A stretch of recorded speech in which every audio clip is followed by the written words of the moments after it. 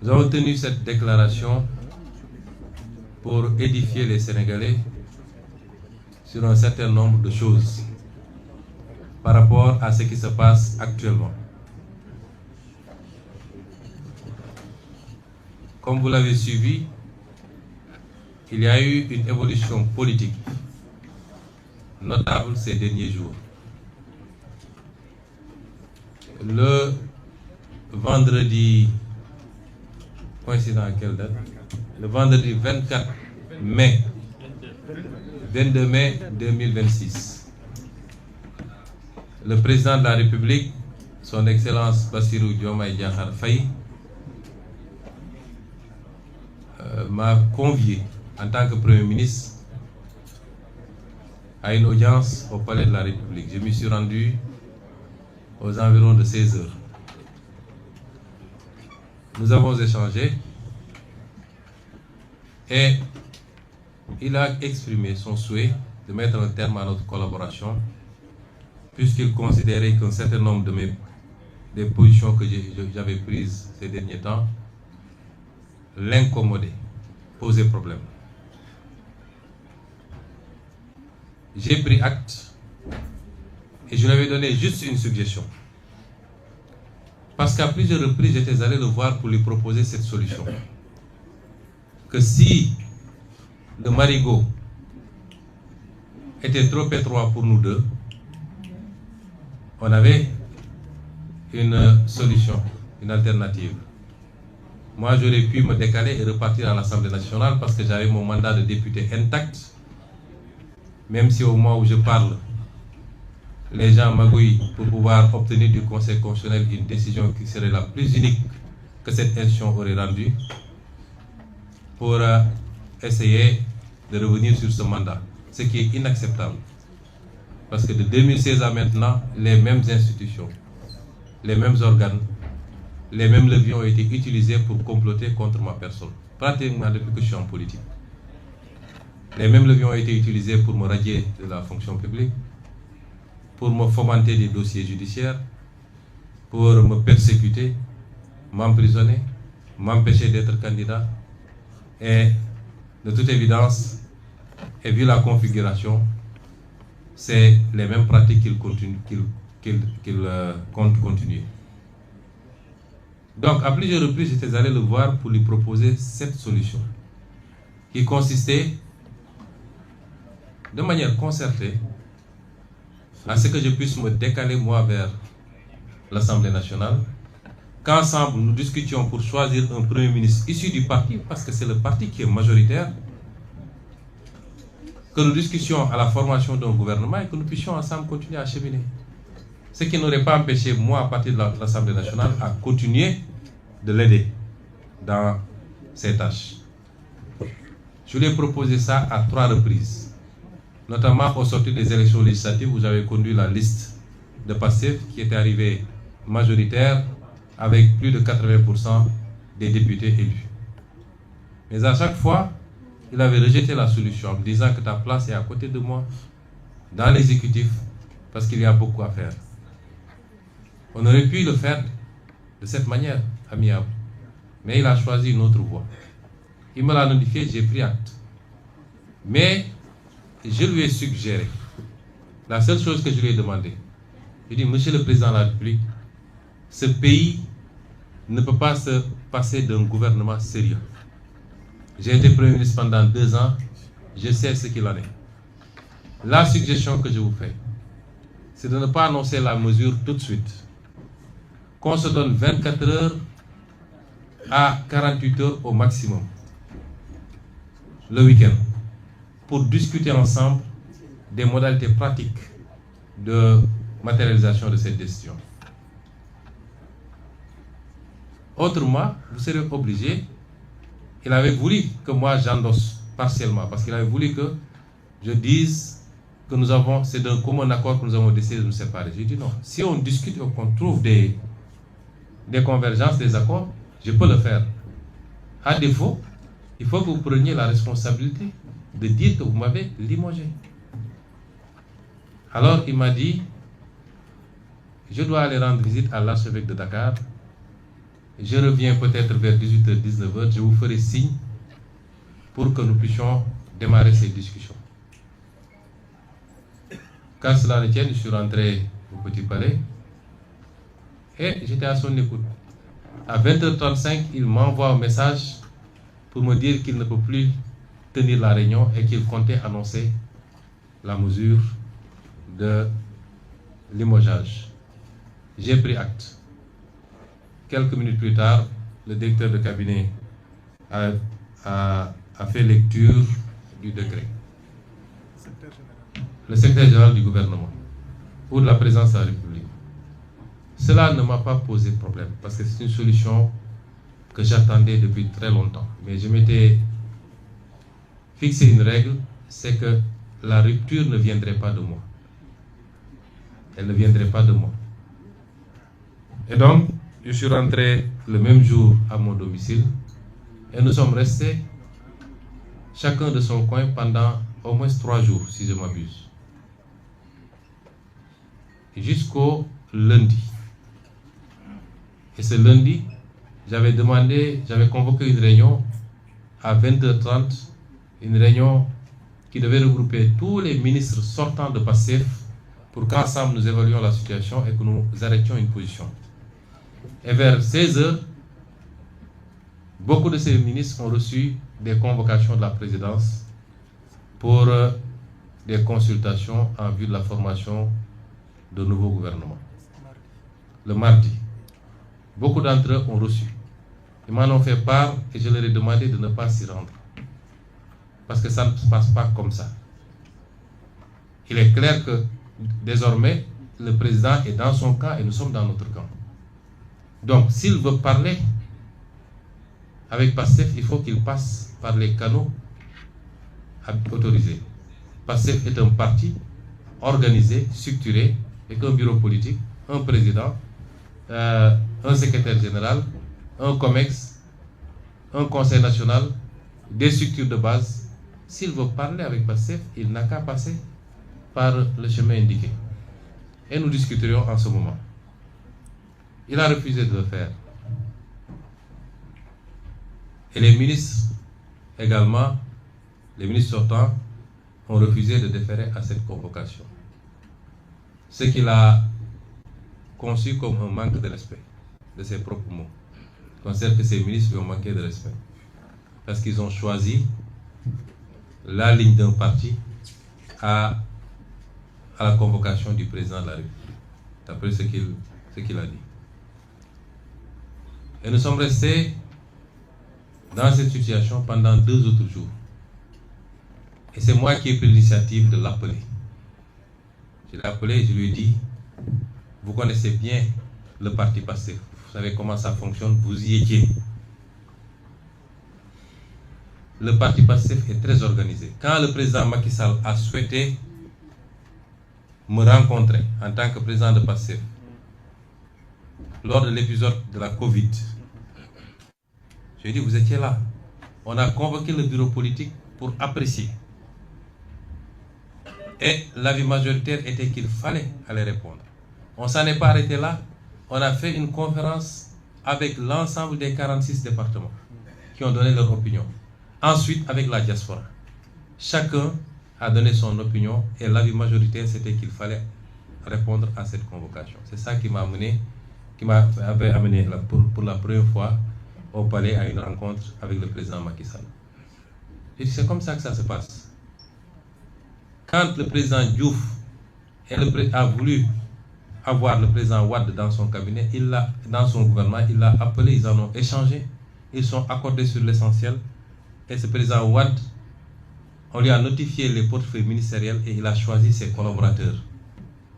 C'est comme ça que ça se passe. Donc vous ne pouvez pas venir contourner le président du parti, les instances du parti, appeler les gens individuellement.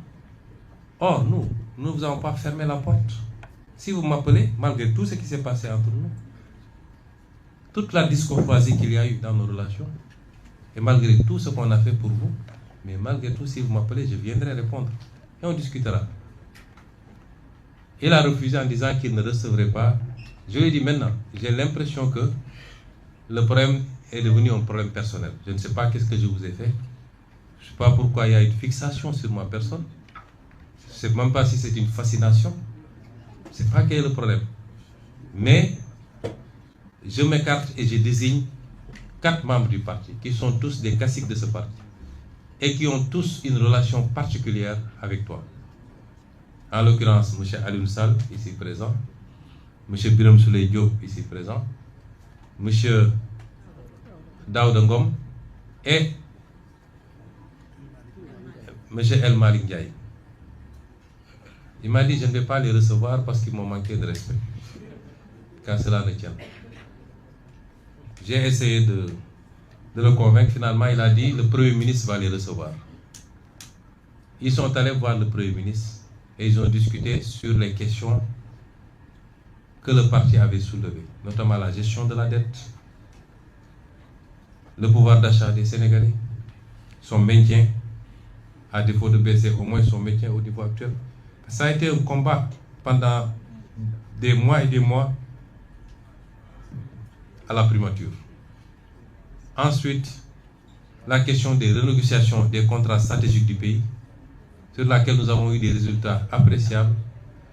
Et enfin, la question de la justice et la reddition des comptes, qu'on avait promis aux Sénégalais, mais qui est totalement sabotée depuis qu'on est là. Et sabotée de l'intérieur. Ce qui fait qu'en 2 ans, il n'y a rien qui a été fait au niveau de ces dossiers. Rien de consistant en tout cas. Il dit ces questions, c'est des préoccupations du parti. On a discuté, il a pris l'engagement en disant il m'a avoué qu'il n'avait pris aucun engagement, lui et son ministère des Finances, vis-à-vis du FMI, allant dans le sens de restructuration de la dette, qu'ils ont maintenu la même position et qu'ils travaillaient sur une solution différente, notamment de garantie. D'accord. Sur la question du pouvoir d'achat, il a dit qu'autant que possible, ils feront tout pour ne pas augmenter ou libérer les prix, ou appliquer la vérité des prix sur certains produits qui sont subventionnés, mais que si ça devenait intenable, ils seront obligés d'appliquer la vérité des prix. De la même manière, la dette, si la situation devenait intenable, ils seraient obligés d'accepter la restructuration. À propos des négociations, il a dit que rien n'a changé, sauf qu'il faut qu'on regarde au cas par cas parce qu'on commence à avoir des notifications de contentieux. Et enfin, à propos de la justice, il considère qu'on a la meilleure justice du monde. Je ne parle pas de la justice de manière générale d'ailleurs, parce que je sais qu'il y a d'excellents avocats, d'excellents magistrats qui font bien leur travail, et Madame le ministre de la Justice le sait. On parle spécifiquement de dossiers que vous connaissez. Et lui, il considère que ça se passe très bien, ce qui n'est pas mon cas, et ce qui n'est pas le cas de la majorité des Sénégalais qui considèrent qu'il y a un problème de justice dans ce pays. Et le casting qui a été fait au niveau du ministère de la Justice ne nous rassure pas, parce que voilà un acteur qui était au cœur des dossiers traités par certaines juridictions. Moi-même, j'ai eu à être contacté plusieurs fois par rapport à certains dossiers. Mais nous allons apprécier. Nous avons nos doutes, mais nous allons apprécier. Et nous ferons le nécessaire à partir de l'Assemblée nationale, rassurez-vous. Donc, toutes ces réponses sont en demi-teinte. Et sur la dernière question, elle n'est pas convaincante. Ça veut dire que je n'ai pas été convaincu. Ensuite, nous avons discuté du gouvernement. Je lui ai dit, PASTEF est le parti majoritaire qui détient 130 députés sur 165 à l'Assemblée nationale. C'est le parti majoritaire. En démocratie, si les choses se passaient normalement, si vous avez un problème avec le Premier ministre, si c'est le Premier ministre lui-même qui vous pose problème, vous demandez au parti majoritaire de désigner un autre Premier ministre et de former un gouvernement. Et je vous l'avais proposé depuis très longtemps. Vous ne l'avez pas fait et vous êtes allé prendre un Premier ministre qui n'a rien à voir avec notre combat. J'en profite pour lui demander de rester technocrate, de sortir du jeu politique, puisqu'il a été choisi pour être un technocrate, d'après ce qu'on nous dit. Il n'a qu'à s'en limiter à ça, parce que je sais beaucoup de choses sur ce qui se passe et ce qu'il fait. par courtoisie, j'ai été très courtois avec lui jusqu'à présent. Il ne faut pas qu'il nous provoque. Monsieur le Premier ministre Al-Amin Lo, restez à votre place. Le champ politique n'est pas le vôtre. J'ai dit, vous n'avez pas choisi. Vous n'avez pas donné la possibilité de choisir. Vous choisissez sans nous informer. Mais, malgré tout, on ne boude pas. Pour la formation du gouvernement et la courtoisie de nous appeler, on discute. Moi, je suis décalé, je n'ai pas de problème. Mais je suis le président du parti. Et si tu ne veux pas parler avec moi, mais accepte de parler à mes émissaires. Il n'en a pas voulu. Donc, depuis temps-là, il a demandé, il a accepté que les émissaires rencontrent le Premier ministre. Ce qui a été fait, celui-là a enregistré et a promis de rendre compte au président qui ne reviendra. Le lendemain, il a appelé pour dire que le président allait me contacter pour qu'on discute. Il ne l'a pas fait. 2 jours, 3 jours, 4 jours, jusqu'à hier, avant-hier nuit, il m'a envoyé un message vers 23h pour me demander de passer au palais. Ce que je ne pouvais pas faire. Et on s'était donné rendez-vous le lendemain, c'est-à-dire hier matin à 8h. Je me suis rendu, nous avons discuté de toutes les questions que j'ai soulevées. Il a donné les réponses que je vous ai dites. Et ensuite, on a discuté de la formation du gouvernement. Il dit, nous sommes le parti majoritaire. Qu'est-ce que vous mettez sur la table? Parce que nous, si on s'engage, c'est nous qui donnons caution politique au gouvernement. Parce que je ne vois pas de formation politique digne de ce nom, capable aujourd'hui d'assumer la place de Pastef. Et on ne peut pas former un gouvernement, gérer un exécutif sans une assise politique sérieuse. Ça n'existe dans aucun pays du monde. Ce qui se passe est inédit. Hier, on a eu un gouvernement qui est un gouvernement suspendu, sans ramification, sans assise politique. Historiquement, le Parti socialiste a dirigé pendant 40 ans avec une assise politique très, très solide, passé de parti unique jusqu'à la perte du pouvoir. Le PDS pendant 12 ans avec un parti démocratique solide et des satellites autour. L'APR pendant 12 ans avec la même configuration. Mais dites-moi, aujourd'hui, il y a quoi autour de Bassirou Diomaye Faye? Aucune légitimité politique structurée, sérieuse, capable de jouer ce rôle. Donc, si Pastef devait continuer, c'est Pastef qui constitue ce socle-là. Vous ne pouvez pas avoir ça et nous dire entrer au gouvernement parce qu'il y a des sucettes à se donner. Non, ce n'est pas ça qui nous intéresse. Aucun de ces ministres n'entre dans un gouvernement pour un salaire ou pour un sans compte. Non, nous entrons parce que nous croyons à ce pays-là. Nous entrons parce que nous sommes des patriotes, nous avons des compétences, nous avons une vision, un programme. Et nous voulons l'exécuter. J'ai dit d'accord, mettons les choses sur la table. Même ça, il n'a pas été en mesure de me le dire. C'est moi finalement qui lui ai dit, si j'en déduis, si j'analyse un peu les convocations que vous aviez faites, si je retiens, j'analyse les convocations que vous avez faites le premier jour, vous avez convoqué 7 ministres de Pastef. J'ai déduit que c'est ces 7-là que vous vouliez nommer en réalité.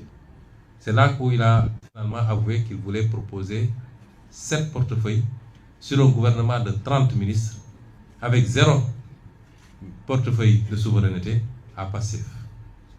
Et parmi ces 7-là, il y en avait 3 que nous ne considérions plus être des représentants de Pastef.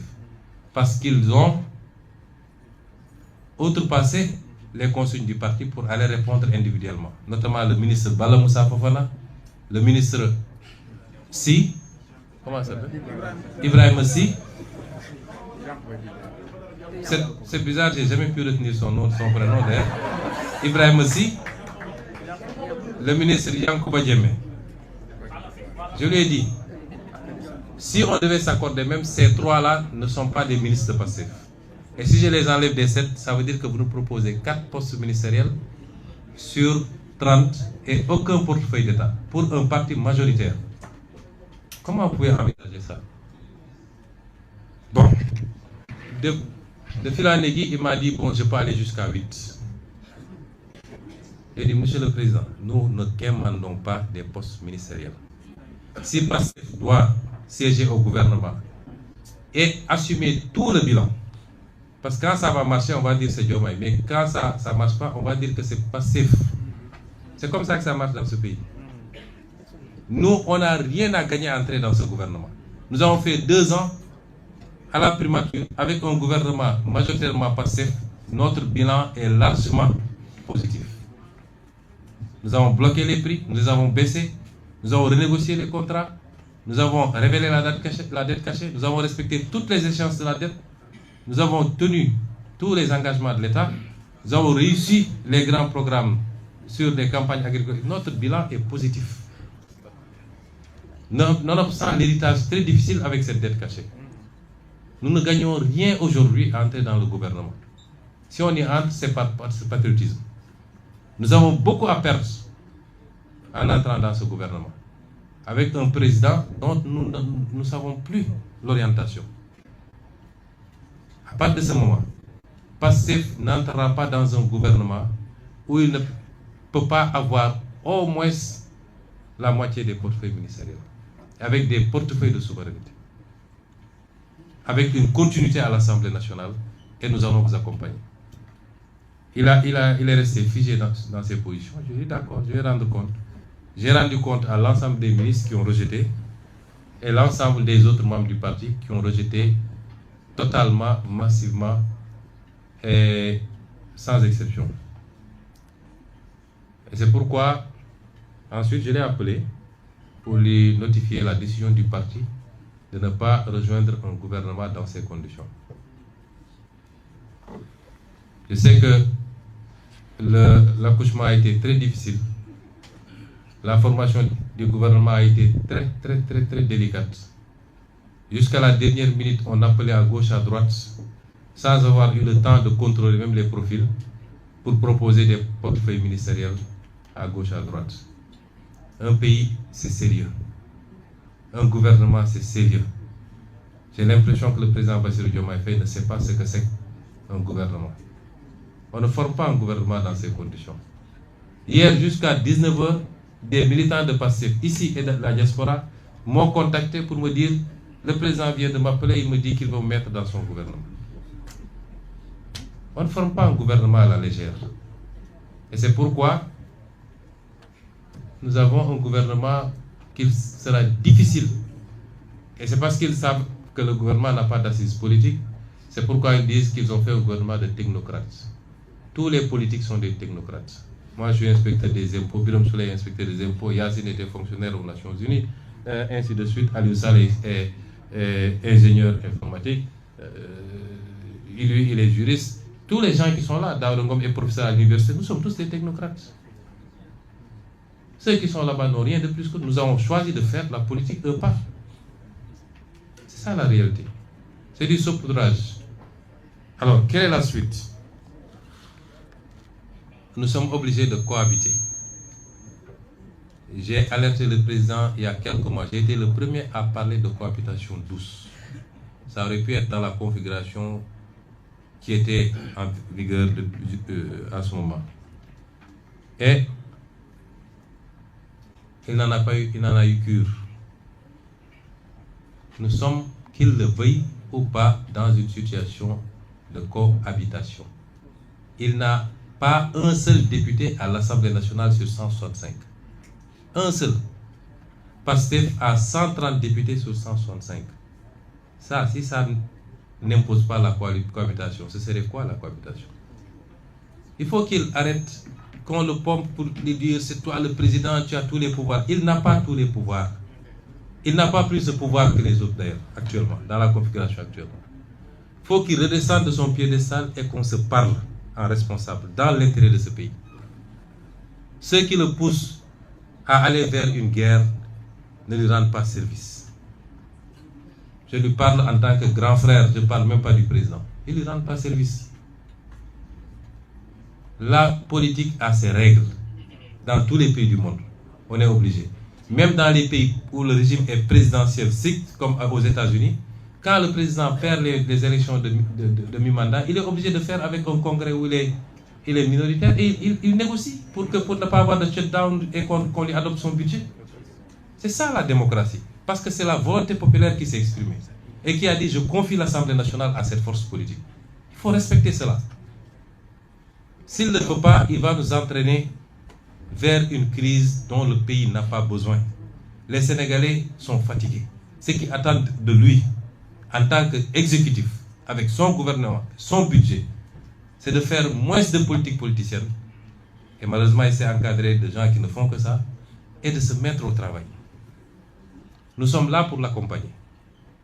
Et c'est pourquoi j'ai dit tout à l'heure que si je le voulais et si Pastef le veut, demain, en tout cas dans 72 heures, ce gouvernement peut tomber. Parce qu'on a la possibilité de censurer. Mais on n'est pas dans des histoires de vendetta. Nous nous préoccupons d'abord de l'intérêt supérieur de ce pays. Et c'est pourquoi nous ne censurerons pas. Nous allons les accompagner. Et je lui ai dit ça hier dans son bureau. Ton adversaire, ce n'est pas nous. Même en perspective 2022, 2029, ce n'est pas nous tes adversaires. Ce n'est pas nous. Si tu veux avoir quelque chose en 2029, réponds aux préoccupations des Sénégalais.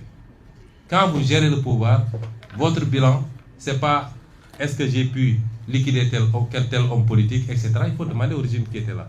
Votre bilan, c'est est-ce qu'on a réglé les questions du pouvoir d'achat, d'adduction d'eau, d'électricité, de soins de santé, ainsi de suite. C'est ça le bilan. Donc qu'ils se mettent à ça et nous sommes là pour l'accompagner. Tout ce qui incombera à l'Assemblée nationale dans le vote de la loi, dans l'exécution, l'accompagnement budgétaire, dans le contrôle des politiques publiques, dans le contrôle de l'action gouvernementale, tout ce qui est du pouvoir de l'Assemblée nationale, nous sommes là pour le mettre à disposition et accompagner pour qu'il réussisse. Parce que s'il réussit, nous aurons réussi nous également. Nous en sommes là. Mais il faut être deux pour faire la paix. Il faut être deux pour faire la paix. Et les provocations ont déjà démarré.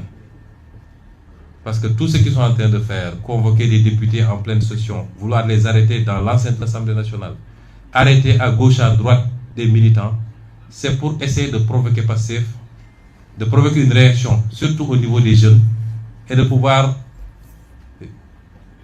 communiquer sur une image d'un parti qui serait un parti belliqueux, un parti, etc. C'est pourquoi j'en appelle encore une fois aux jeunes. Restez calmes. La directive a toujours été la même depuis longtemps. Restez calmes et sereins.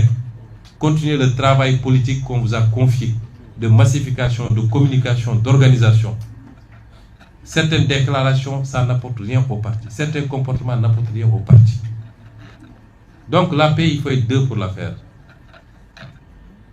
Et il ne faut pas qu'ils soient les premiers à être dans la provocation. À utiliser les mêmes leviers que les gens ont utilisés pendant 10 ans pour fracasser du Sonko, pour casser du Pastef, en utilisant la justice, le Conseil constitutionnel, les FDS. Il faut qu'ils sortent de ça, parce que je sais qu'il y a des gens qui lui font croire à ça. Ça ne lui apportera absolument rien. Restons dans la sérénité. Mettons les intérêts supérieurs de ce pays au devant de toute autre préoccupation. Mettons-nous au travail pour soulager les Sénégalais. Rassurons les partenaires du Sénégal, les bailleurs de fonds, les investisseurs. Parce que si on entre dans une crise de dissolution, de censure, ils n'auront jamais d'accord avec le FMI. Et personne ne viendra au Sénégal pour investir. Je ne devais pas être le premier à me préoccuper de ces questions-là. Ça devait être le président lui-même. J'en appelle à la responsabilité des uns et des autres. Et à un dialogue intelligent, un dialogue politique intelligent et constant, constructif pour l'intérêt du pays. Après, chaque chapelle politique va dérouler ses actions politiques pour atteindre ses objectifs politiques, dans le cadre des lois de ce pays. Il faut qu'on évite de replonger ce pays dans ce qu'il a connu il n'y a pas très longtemps. Nous n'avons pas le droit. Le président Bassirou Diomaye n'a pas le droit. Et à partir de ce moment, je voudrais dire également que tous les Je voudrais rendre hommage d'abord aux messieurs et aux dames ici autour de moi.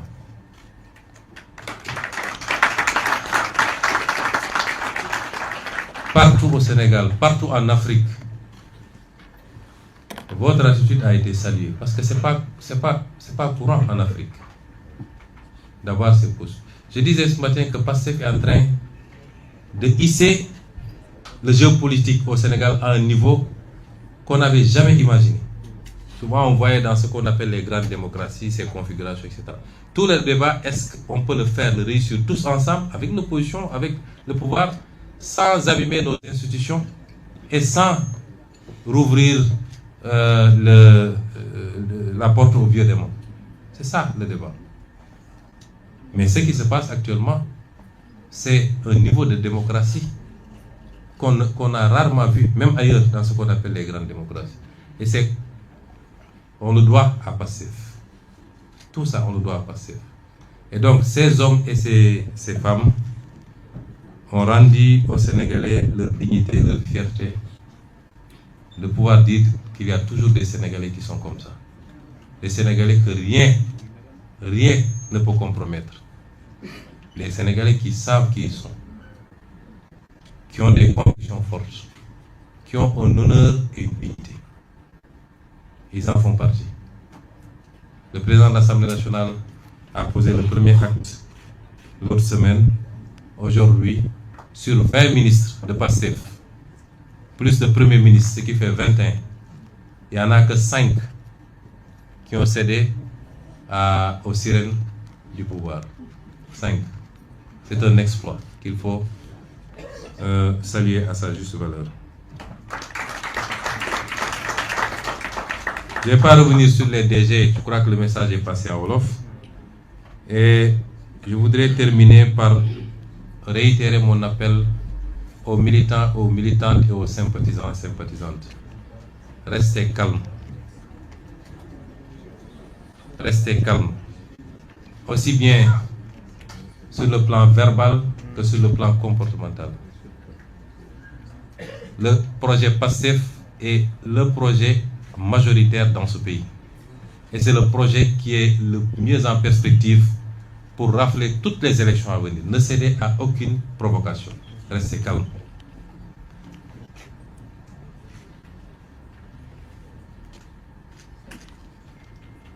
Je voudrais demander aussi aux directeurs généraux et autres, j'ai dit que ce n'est pas la peine de revenir, mais de revoir un peu le message que j'ai délivré en langue wolof. Et enfin, je voudrais rappeler la nécessité d'une mobilisation exceptionnelle pour le congrès, le premier congrès du parti qui est prévu pour le 6 juin. Je n'avais pas besoin de le faire d'ailleurs, parce que quand c'est passif, c'est forcément grand. Mais c'est un congrès qui arrive dans un contexte particulier. Donc la mobilisation c'est le 7, les travaux c'est le 6. Et je voudrais enfin souhaiter une très bonne chance à nos Lions U17 pour la finale de ce jour. Nous leur souhaitons plein succès et qu'ils nous rapportent ce trophée également qui viendrait rejoindre tous les trophées qu'on a eus ces derniers temps. Et j'en profite d'ailleurs, j'ai félicité tous les ministres parce que tous les ministres de PASTEF ont été très bons. Mais puisque je parle de sport, Madame Khadija Gueye a été sublime et en très peu de temps nous a permis de faire des résultats, de gagner une Coupe d'Afrique, d'aller à la Coupe du Monde, de gagner pour les U20 je crois, d'être en finale pour les U17, d'avoir fait les réformes dans un milieu très difficile qu'est le monde de la lutte.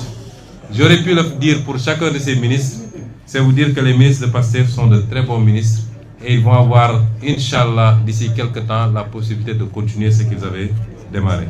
Je vous remercie de votre attention. Face 7, une autre facette de l'information au Burkina Faso.